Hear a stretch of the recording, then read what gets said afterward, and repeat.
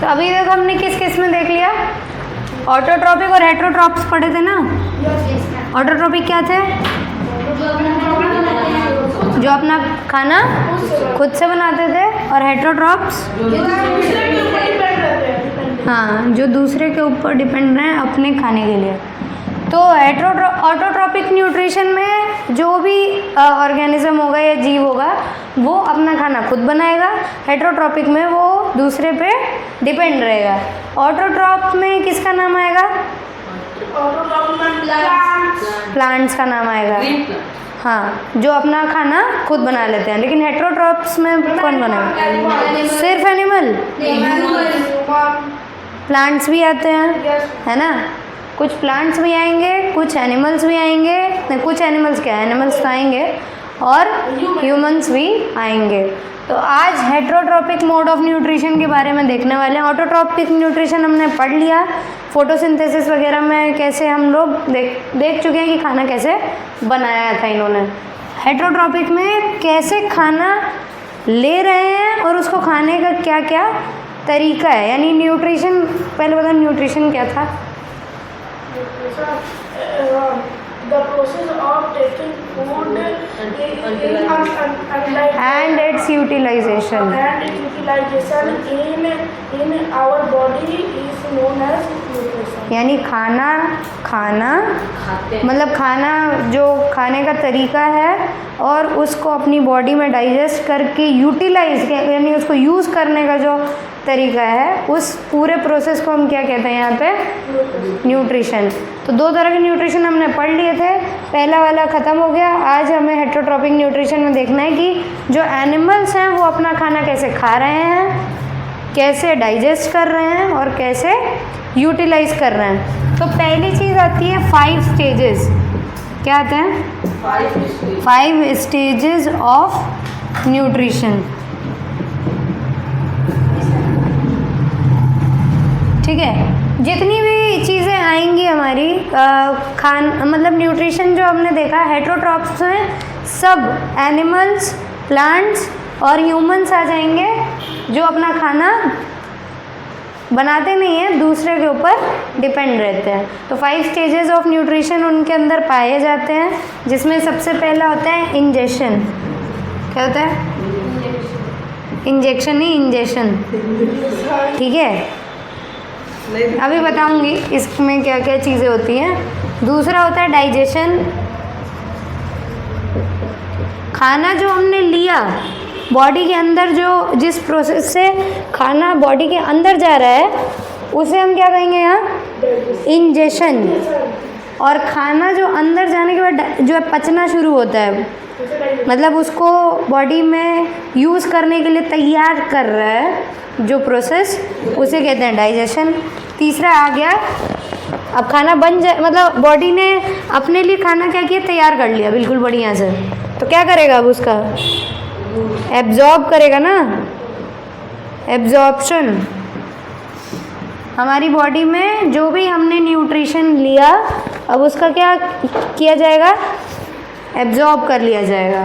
ठीक है, और लास्ट में नहीं, 4th स्टेज क्या आएगा?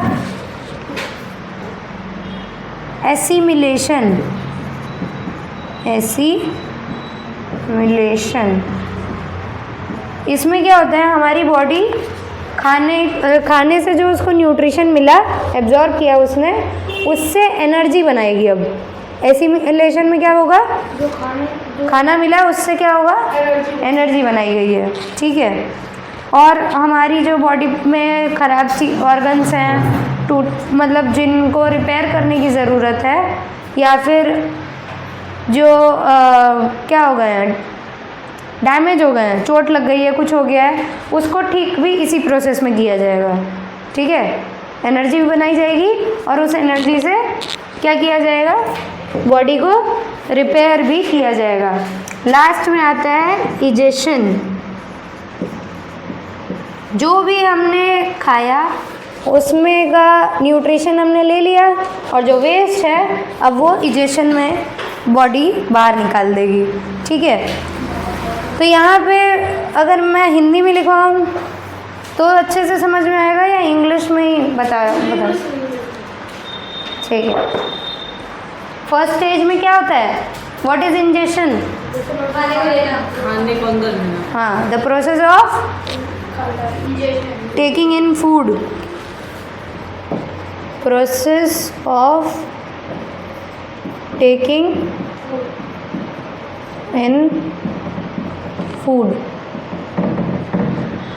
ठीक है, खाने को बॉडी के अंदर लेना। ठीक है, digestion breaks down, breaking food into soluble, जो पानी में मिल जाए।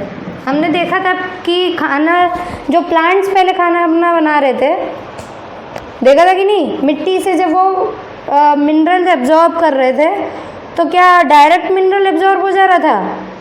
फिर पहले तो कुछ कीड़ा नहीं, सूखे मिनरल्स वो क्या डायरेक्टली एब्जॉर्ब कर सकते?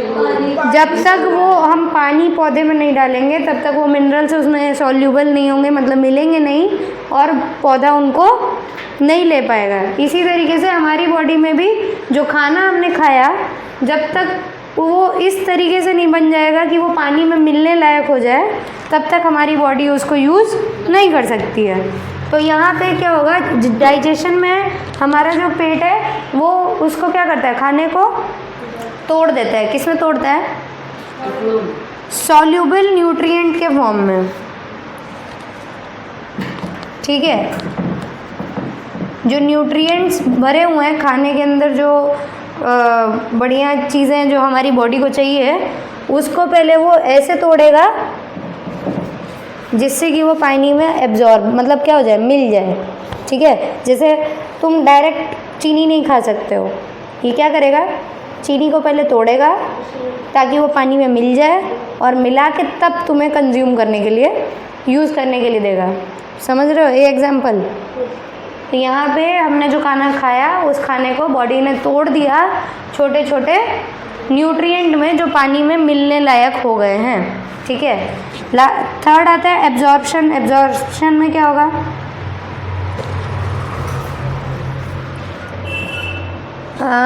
फूड इज एब्जॉर्ब्ड, जो हमने खाया या सॉल्युबल न्यूट्रिएंट्स हैं वो क्या होंगे, एब्जॉर्ब होंगे एंड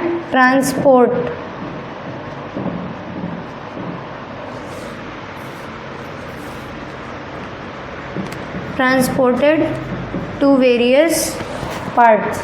हमारी बॉडी के अलग अलग पार्ट्स में जो भी खाना एब्जॉर्ब किया गया है वो क्या हो जाता है, फैल जाता है। उसको ट्रांसपोर्ट किया जाता है।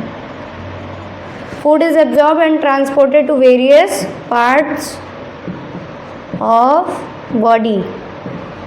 बॉडी के अलग अलग पार्ट्स तक खाने को पहुंचाने का काम एब्जॉर्प्शन वाले प्रोसेस में होगा। ठीक है, एसिमिलेशन। एसिमिलेशन में क्या होता है, प्रोड्यूसेस एनर्जी। रुक जाओ, बंद ही कर दो अभी, बस 5 मिनट का और इसको दिखाऊंगी, फिर थोड़ा सा रोक दूंगी। ठीक है, क्या बताया था, एसिमिलेशन में क्या होता है, sorry, energy is produced, energy बनती है जो हमने खाई है। ठीक है, एनर्जी इज प्रोड्यूस्ड और रिपेयर बॉडी पार्ट्स। बॉडी के जो पार्ट्स हैं वो भी रिपेयर होते हैं और एनर्जी भी प्रोड्यूस हो जाती है। और लास्ट में क्या होता है,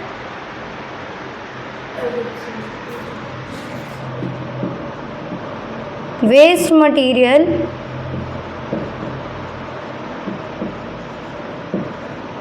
और of body is thrown out.